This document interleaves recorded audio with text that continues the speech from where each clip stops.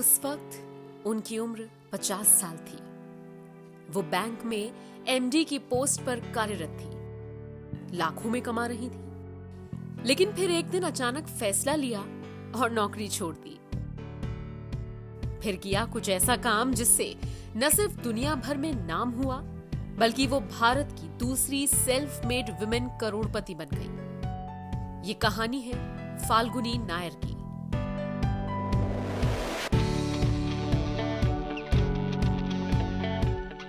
आपने नायका का नाम तो सुना ही होगा। ब्यूटी प्रोडक्ट्स के बेस्ट प्रोडक्ट्स का जिक्र हो तो नायका का नाम जहन में आता है। नायका इस वक्त लड़कियों की पहली पसंद है। बड़े से बड़ा ब्रांड आपको नायका पर ही तो मिलता है।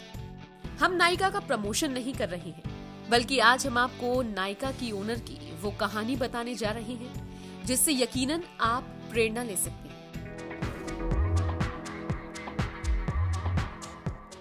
सोचिए, जिस उम्र में कोई भी शख्स रिटायरमेंट को लेकर तैयारियां कर रहा होता है, जिस उम्र में ठहराव और स्थिरता की बात की जाती है, उस उम्र में फाल्गुनी नायर ने वो कारनामा कर दिखाया जिसके बारे में कोई कल्पना भी नहीं कर सकता।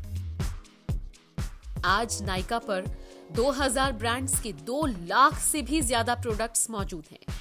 40 शहरों में लगभग 80 स्टोर्स हैं और ये सब कुछ हुआ फाल्गुनी नायर की जिंदादिली और मेहनत की वजह से। ये बात है साल 2012 की, जब फाल्गुनी ने स्टार्टअप नायका की शुरुआत की। आज आलम यह है कि ये देश में ब्यूटी प्रोडक्ट की टॉप ई-कॉमर्स साइट में शामिल हो चुकी है। आपको जानकर हैरानी होगी कि बॉलीवुड के बड़े से बड़े स्टार्स भी नायका पर ही भरोसा करते हैं।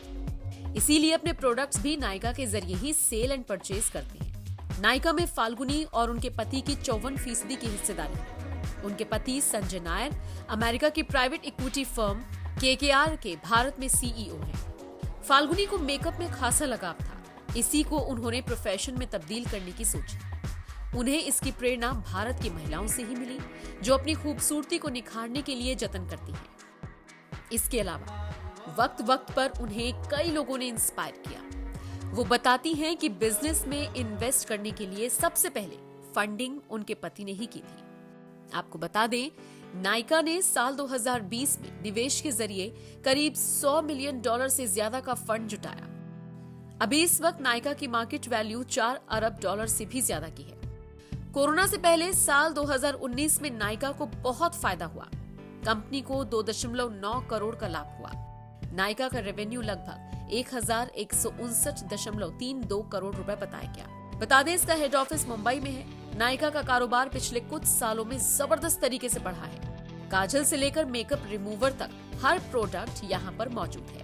कस्टमर्स को लुभाने के लिए वक्त वक्त पर नायका की तरफ से सेल भी ऑर्गेनाइज की जाती है। जोमैटो और सोना कॉमस्टार के बाद नायका इस साल का तीसरा सबसे बड़ा IPO है।